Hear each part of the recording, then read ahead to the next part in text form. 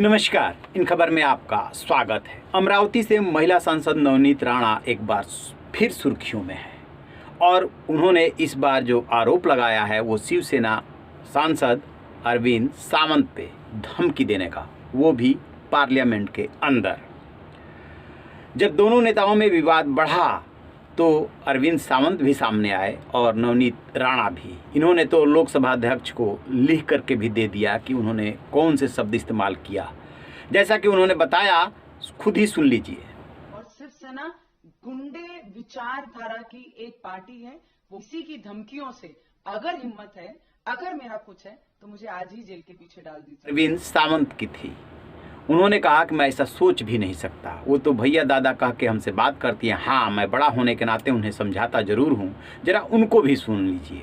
उनकी जो जहाँ से वो जीत कर आई है वहाँ हमारे सांसद थे पहले अड़सुल साहब, तो उन्होंने इनके ऊपर केस दर्ज की हुई है और वो केस दर्ज करने के कारण वो उस गुस्से में रहती है।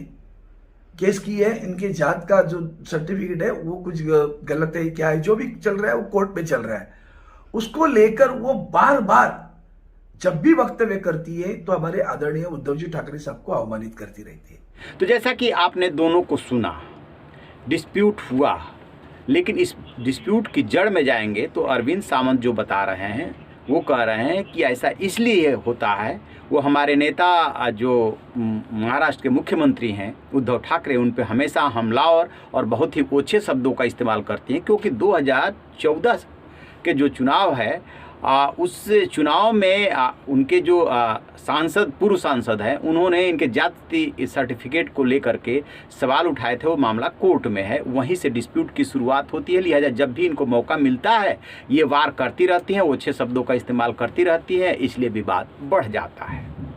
ये तो रही बात अभी जो एंटीलिया के बाहर विस्फोटकों से भरी गाड़ी मिली थी, उसके बाद जो विवाद हुआ, 100 करोड़ वसूली का टारगेट सचिन वाजे से, और सरकार के भ्रष्टाचार के जो मामले सामने आए, जिस तरीके से कमिश्नर परमवीर सिंह का ट्रांसफ़र किया गया, उसको लेकर के जो इन्होंने संसद में और संसद के बाहर सवाल उठाए थे, उसके परिप्रेक्ष्य में। लेकिन यदि इस महिला सांसद का जीवन देखेंगे, निजी जीवन, तो पता चलेगा कि हमेशा ये इसी तरीके से सुर्खियों और विवादों में रहीं। बेसिकली इनके फादर जो है आर्मी में थे, पंजाब के रहने वाले हैं ये लोग। इनका जन्म जो है मुंबई में हुआ था 3 जनवरी 1986 को। जब इन्होंने 10th पास किया तो उसी समय से ये मॉडलिंग में उतर गई थी और फिर जो है मॉडलिंग से ये फिल्म में आई और कन्नड़ फिल्म दर्शन से इन्होंने करियर की शुरुआत की थी। उसके बाद तेलुगु, मलयालम और पंजाबी फिल्मों में काम किया। इसके बाद क्या होता है कि बाबा रामदेव के योगा की बहुत ही ये उसके लिए डेडिकेटेड है। तो रवि राणा जो कि इनका अमरावती क्षेत्र है, वहीं के एक विधानसभा क्षेत्र है बडनेरा, वहाँ से विधायक हैं।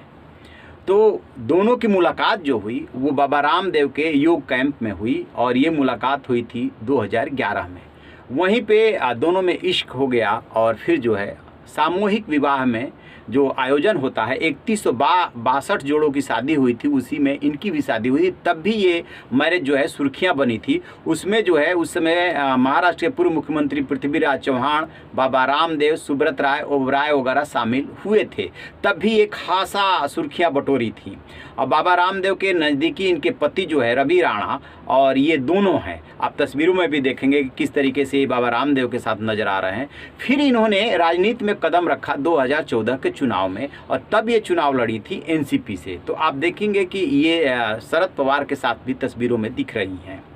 लेकिन वो चुनाव हार गई थी और वहीं से विवाद की शुरुआत हुई थी इनके कास्ट सर्टिफिकेट को लेकर के, जो कि अभी भी मामला अदालत में है।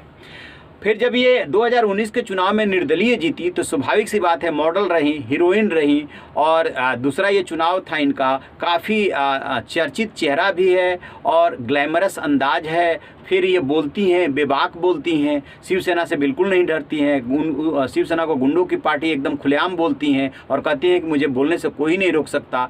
लिहाजा प्रधानमंत्री नरेंद्र मोदी से भी पति पत्नी की मुलाकात हुई। अभी हाल के दिनों में जब शिवसेना के लेटर हेड पे इन्हें धमकियाँ आई कि तुम्हारे चेहरे को एसिड डाल करके जला दिया जाएगा, जो तुम बहुत अपने को खूबसूरत समझती हो, ये चेहरा दिखाने लायक नहीं रह जाओगी, तब भी इन्होंने स्पीकर से शिकायत की थी, पुलिस में शिकायत की थी। तो गाहे बगाहे आप सुनते रहेंगे कि इनकी चिट्ठियाँ, इनकी बातें, इनके बयान को लेकर के चर्चाएं होती रहती हैं और ये जो है डरती नहीं है, बोलती रहती हैं।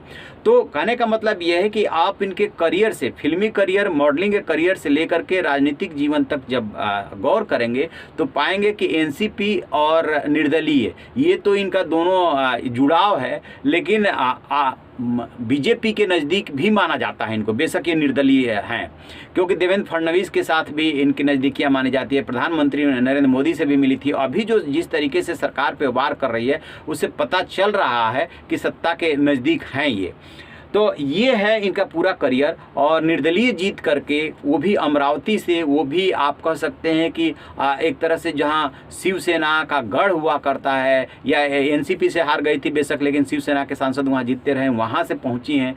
तो अपने बोलने के अंदाज को लेकर के, इन आरोपों को लेकर के चर्चे में रहती हैं। तो अब देखते हैं कि ये डिस्प्यूट जाकर के कहाँ थमता है। डिस्प्यूट की शुरुआत हो गई, अब थमता कहाँ जा, क्योंकि नवनीत राणा यही चुप रहने वाली नहीं है, वो स्पीकर के साथ साथ पुलिस में भी शिकायत करेंगी और कह चुकी हैं कि मैं इस लड़ाई को लड़ूंगी।